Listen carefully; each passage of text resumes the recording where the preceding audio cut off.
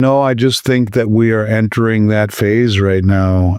Usually I go back through my career, and Labor Day is usually that moment where things start to change, and we're here. And I think we're in an environment where everything seems to have accelerated. The just life has accelerated, craziness has accelerated. And I think this is going to continue. I think that we are at that point on the curve where things are going to start to not only get crazy, but get magnified. And when you realize that all of this move that we've had, where silver has outpaced Bitcoin, silver and gold are roaring and no one knows about it. You get the public involved, and the biggest issue people will have, which has been a non-issue for over a year now, a year and a half, that's all I've talked about, is how crazy the availability is and premiums being so low. You're starting to see premiums creep. You're starting to see more people, bigger money start to come in. All it will take is one event, and this market, which has been characterized by over availability and low premiums like that, will change. And you've seen it with your own eyes over the last 5-6 years that we've been working together closely. Granted, that was somewhat related to the pandemic, but I would say look at Silicon Valley Bank as a better example, where Miles Franklin added 14,000 clients in 45 days, where we were working, yourself included, till 10, 11, 12 o'clock at night and just had to stop in order to eat dinner and rest for a little bit. As crazy as that sounds, it's true. And that's the kind of, I think, demand we will see when people realize that, the stocks that they own are at all-time highs and the insiders are leaving, that the bonds that they own are losing demand globally.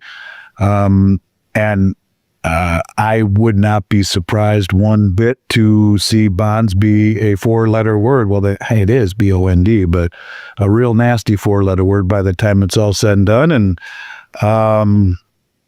I don't know. I just think it's time for people to own some gold and silver in their portfolio, because it is wealth that is simultaneously no one else's liability, that the biggest money in the world has been buying for years, and now the biggest and most well-informed institutional traders in the United States are doing it too. And who they are is another issue. Who is it?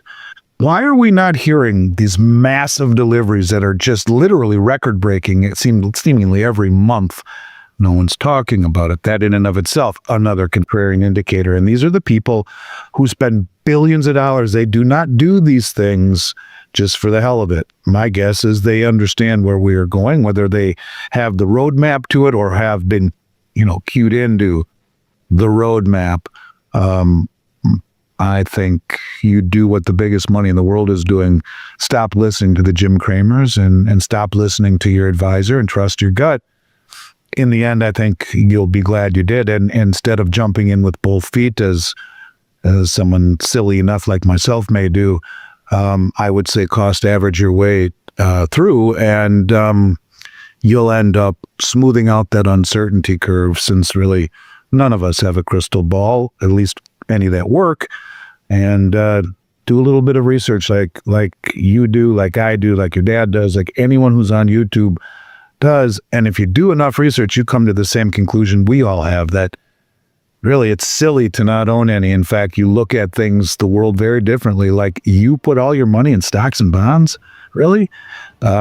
Most people would say the same thing about us. That'll change, and I think we're on the cusp of that kind of sea change. So anyways, not to wax poetic so much, but I don't know how you can get people to see that this is not just for the sky falling. Well, I mean, it's physical demand coming into the COMEX, coming out of London, coming out of Switzerland. The demand is off the charts. The lease rate in London, which is typically 0.5%, rarely gets above 1 or 1.5%, even in times of stress, and then it would typically only be for a short period of time. The lease rate is the rate at which it would cost to borrow bars to short or to cover a position, is as high as between 5 and 6.5%. And that's an anomaly, to say the least. It signals great tightness inside of the market at the highest of levels. The amount of silver that's coming into the COMEX is off the charts. From a technical formation, you have a 45-year cup and handle that might be as powerful of a formation as you will ever find in technical analysis, especially one that is mature as silver. 45 years, and the way that it works is the beginning of the cup would have been 1980 at $50, and then it goes down to the bottom, the shape of like a bowl or a cup, to $4 or thereabouts in the early 90s, and starts to come back up to 2011, almost to the top of the cup, doesn't preach it, comes down in consolidation for the handle, and here we are at basically $44, very close to moving back up. Now, the way that works is once you breach that level, the top of the lip of the cup, the $50 level, first of all, there is no resistance at all. But the way technical charting would work is that you take the difference between the top of the cup and the bottom, which is approximately from 50 to 4, about $46. You would add it onto the top, and your next target upside would be $96, $96 to $100. Is that crazy? No, it's not. I mean, triple-digit silver is something one could expect at some point. And then when you realize that the government reclassified silver now as a critical element, a critical mineral, they've put a floor under the price of silver. And so I think, all of the talk over the last 6-7 months, and I said no from the get-go, this is not about tariffs, never was. It was a ruse to bring it all back. This is reshoring.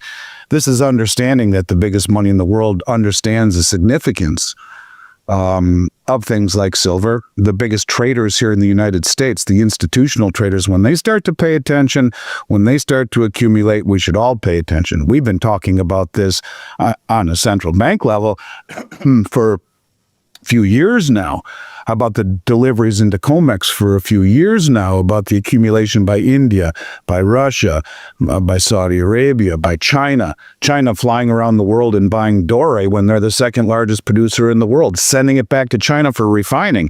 Why would the second largest producer of silver in the world find it necessary to fly to Latin America to buy concentrate and doré directly from a miner, pay double what the West will, ship it back for refining if it were just this this rock that hasn't done anything forever? And I don't know, silver right now feels to me like gold did about a year ago when it was right in the $2,100, $2,200 range, and it kept trying to break out and would, consolidate and try to break out, come down, consolidate, in a long period of consolidation, and then broke through, and it hasn't looked back.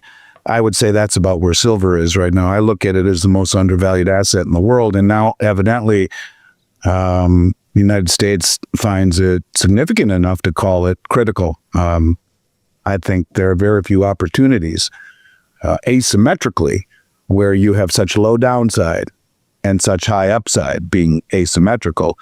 For an asset like this, it's once a generation. So I think the drivers are big money waking up. Now, you could argue that the public is not even part of this rally yet. What happens when they collectively wake up? This is being driven by people at the highest of levels before the public catches on, which is another contrarian indicator. So, yeah, I think what's driving gold and silver is that silver is finally catching up. Gold is being rewoven into the monetary fabric of the globe. And thankfully, someone in this administration, I think, grabbed President Trump and said, if we don't do this, we will forever regret it. This is our last opportunity to bring some of this home because the world is moving away from treasuries and dollars and paper promises. And then you add on to it sanctions and tariffs. After 4 years of nightmarish domestic and foreign policy, prior to this administration, you could argue a system that is fully based on trust has squandered the majority of it. And then, look, I would vote for President Trump again, but I don't agree with the way he is antagonizing even his allies, like India, as an example, throwing on 50% tariffs, and many of the other countries in the European Union and Canada. Maybe there's something bigger at play, which we've talked about a lot, but I think it's just beginning, quite frankly. Look, you have a comment coming out of Goldman Sachs a couple weeks ago that if the market even thinks that the Fed has lost independence. Well, okay, the firing of Lisa Cook, who's going to go in there? It'll be a Trump bobo. You look at Stephen Mirren replacing the last Fed official who left, who is the author of the Mar-a-Lago Accord.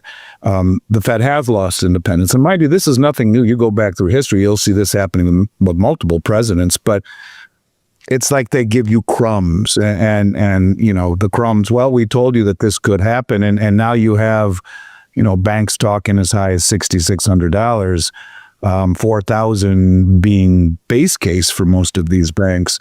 You know, look, you put silver at 5,000, like Goldman says, and divide it by,